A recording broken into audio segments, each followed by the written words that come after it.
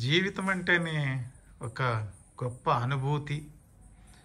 అనుభూతే కాదు అసలు. ఈ మానవ జన్మ అందరూ ఎందుకు మానవ జన్మ ఎత్తామంటారు, కానీ ఈ మానవ జన్మ అనేది ఒక అంటే అద్వితీయమైనటువంటి జన్మ అని అనుకోవచ్చు.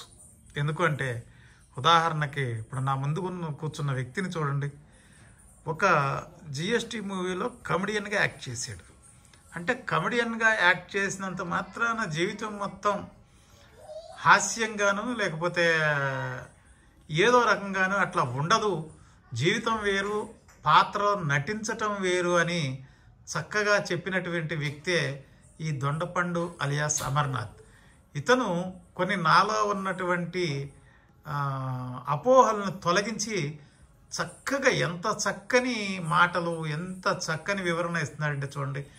భగవద్గీతని అనువనువున వంట పట్టించుకున్నటువంటి ఈ దొండపండు అలియాస్ అమర్నాథ్ ఇప్పుడు ఏదో ఒక చర్చ స్టార్ట్ అయినప్పుడు నేనేమన్నానంటే, ఆ ఘంటసాల పాడినటువంటి ఆ పాట ఆ సావు దగ్గర పెడతారు, నాకు అసహ్యంగా ఉంటుంది, నాకు వినిపించొద్దు అని తనంటే చాలా బాధపడి ఒక 2 నిమిషాలు నా కోసం వినండి అని చెప్పాడు. నేను ఎంతో ఇన్స్పైర్ అయ్యాను.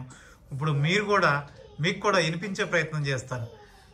మరి చెప్పునానా ఏంటి నాకున్న అపోహను తొలగించడం. నిజంగానే బాధ అనిపించింది, కానీ నిజంగా చాలా మంది అనుకునే విషయం ఇదే, చనిపోయినప్పుడు మాత్రమే భగవద్గీత పెడతారని చెప్పి. అది ఎప్పుడైతే శ్లోకం స్టార్ట్ అయి పార్థాయ ప్రతిబోధితాం అనగానే అయిపోయాడు, ఎవరో చనిపోయాడు అనుకుంటారు. కానీ ఆ ఒక్క 4 లైన్లో అసలు ఏముందో ఒకసారి చూద్దాం. పార్థాయ ప్రతిబోధితాం భగవతా నారాయణేన స్వయం.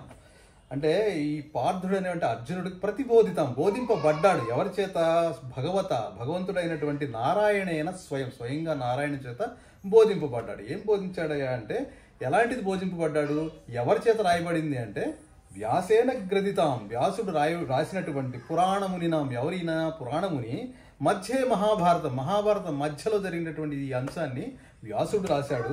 ఇది ఎలాంటి పుస్తకం అయ్యా అంటే, అద్వైతామృతవర్షిణి, అమృతవర్షిణి, ద్వైతం లేదు, భగవంతుడు అనేవాడు ఒక్కడే అని చెప్పే అమృతవర్షిణి ఇది భగవతి. ఇది ఎట్లాంటిది అంటే 18 అధ్యాయాలు ఉంటాయ్యా. అదేవిధంగా ఇదంతా నాకు అర్థం కావాలంటే ఇది ప్రార్థనా శ్లోకం. అంబా త్వాం అనుసంధామి, అమ్మ నన్ను అనుసంధానం చేయి. దేనికి? భగవద్గీతకి. భగవద్గీతే భవద్వేషిని, ఈ భవసాగరాన్ని దాటించడం కొరకు ఈ భగవద్గీత నాకు అనుసంధానం అయ్యేలాగా దీవించమ్మా అని అమ్మవారి శ్లోకం. అది అమ్మవారి ప్రార్థనల్లా చావు దగ్గర పెట్టే ఒక పాట కింద అయిపోయింది. ఇది భగవద్గీత అంటే ఏంటి, ఎవరికి చెప్పారు, ఎవరు రాశారు, ఇది ఎలాంటిది, ఎన్ని అధ్యాయాలు ఉంటాయి, ఇది ఎవరిని స్తుతిస్తున్నారు? అమ్మవారిని స్తుతిస్తూ ఈ భగవద్గీత నేర్చుకోవటం వల్ల మనకి ఏమొస్తుంది, ఏం ఉపయోగం ఉంటుందని చెప్పే ప్రార్థనా శ్లోకం వల్ల చావు శ్లోకం అయినందుకు చాలా బాధ అనిపించింది. అందుకే ఒక్క 2 నిమిషాలు టైం ఇవ్వండి సార్. నాకు తెలిసింది గొప్పవాళ్ళు ఎంతోమంది ఉన్నారు. నేను చదువుకుంటూ నేర్చుకుంటున్నటువంటి ఇది చెప్పపోతే అందరూ అదే భ్రమలో, అదే భ్రాంతిలో చావు దగ్గర పెట్టడమే తప్ప మామూలుగా ఇది ఈ శ్లోకం ఇది అని తెలియకుండా పోతుంది అనేది చిన్న దీంతో సాహసిస్తున్నాను. థ్యాంక్ యూ దొండపండు అలియాస్ అమర్నాథ్.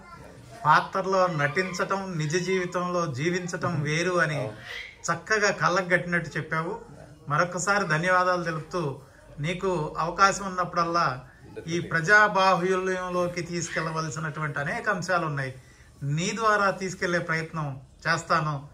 ఆగ్ క్రియేషన్స్ తరపున మరొకసారి ధన్యవాదాలు.